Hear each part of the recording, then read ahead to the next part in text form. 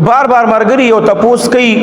ما چې بیا معلوماتو کو د طالبانو نام دیره ته عمومي چې دا په تورغر کې د سور ورځې مخکې یو واقعیا مخې ته راغلی و اکثر د مسلې تپوس بیا چې کوم مسله راشي مخې ته خلک یې ډېر تپوس کوي نو د دې تپوس خلک ډېر کوي د غیرت په نوم باندې قتل چې آیا دا جایز دی او که جایز نه دی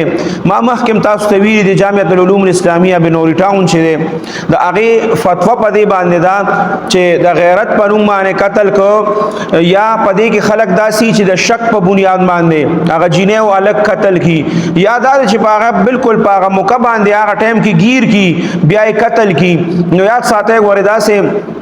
دا حکومت وقت سره دا اختیار دی او دا عدالت سره او قاضي سره دا اختیار دی دا باغه ته پیش کیږي او هغه به بیا سزا اوري آیا دا الګ چې کم دی دا شادي شوده دی دا جینې چې کم ده دا شادي شوده ده دا غیر شادي شوده خپل حکم دی داغه د پاره خپل الله چې کم دغه نازل کړی دی هغه دی او د شادي شوده د پاره خپل لی هغه قسمه سزا باغی ته ملاويږي د قران او حدیث نه مخ کې سړی نشیتلې چې په قران او حدیث کې سني دا غي اجازه شریعت نی ور کړي نو بنوري ټاون والهم په دې باندې فتوا ده چې دا خلکو ته دا اختیار نشته چې دې راپاسي اوس دا تورغر کې چې کوم مسله راغلی نه تورغر او جینې دا او دا الګ چې کوم دی دا الای دی غالبا نو هغه وای چې دلته راغلی د تورغر ته دا جینې چې ودا په لاهور کې چرته واده وا نو کور ته براغلی خپل علاقې ته تورغر ته بټګرام چې کوم تورغر دی نو په هغه کې بیا دی خپل منس کې ملاقات کو هغه ملاقات چې کوم دی نو هغه کې بیا دوانه نیولې دي او بیا دوانه قتل کړی دي نو دا هغه زما خو یو د خلکو ته دا درخواست چې پښتنو ځان په دې میډیا باندې ډیر زیات غوري او شرم او بدنامي کو داسې قسمه مسالې د مخ کې را کوم وخت نه دار پښتنو په دې علاقو کې راضي مخې ته سونه واخې وشو چې دا مخې ته دا مسالې راضي خو دماغ اوس چې میډیا راوته بس ار سړی سره مایک دی بس په پلان کې کې دا چلو شو تورغر کې دا چلو سوک ولا یو روخ ور کوي سوک ولا بل روخ ور کوي سوک یو طرف ته بوزي سوک بل طرف ته بوزي ټیک شو ار سو شو هغه لکه مړکو جینې مړکا بس هغه علاقې والا ته پرې دی او دا هغه علاقې پولیسو ته دا معاملې پرې دی کنه ولې خپل بدنامي پسې شوی ولې خپل بدنامي کوي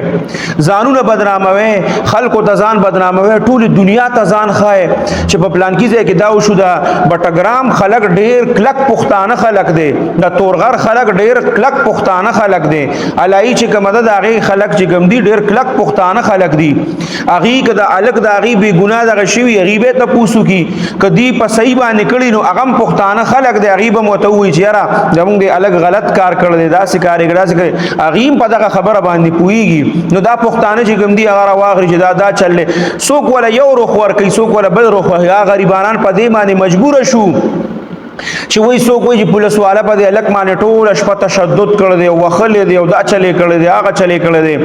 سو کوئی چې دې گیر کړ دی اسه گیر کړ دی او دې اسه التتل او د شک په بنیاد گیر کړ دی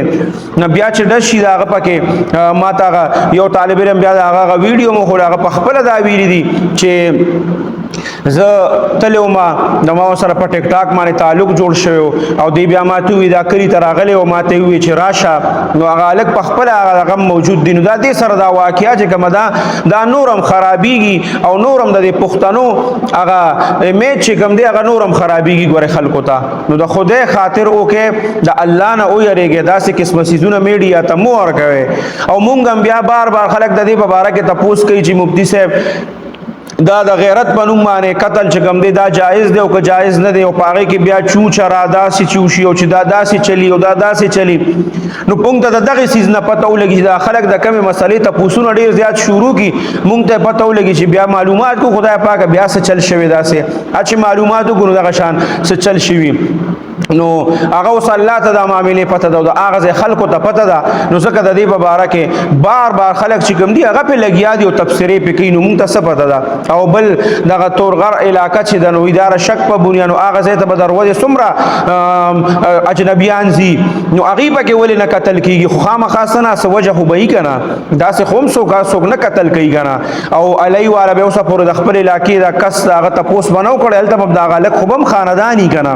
نو پدې کې روره بس چپ مونږ ته پته نشته نه دا علاقې نه خبرې وسه چر شوی د سند شوی سمره میډیا هدا پورې میډیا کله په یو طرف بوزي خلک او کله په بل طرف بوزي نوځي نو په داسې وخت خاموشي پکار ده. زما د ټولو پښتنو ته درخواست دی چې ځانونه ګوره نور مه بدناموي په دې میډیا باندې، بس خاموشي اختیار کړئ. الله پېښ او بل هغه مړه شو لاړل، ختم معاملې خو الله سره ده. الله پېښ او هغه دواړه پېښه چې هر څه حالت کې تللی دي بس الله ته پته ده، الله ته پېښ شوي دي. بس په دې کې خو بیا د انسانانو د چوچناړو دغه پاتې نه شو.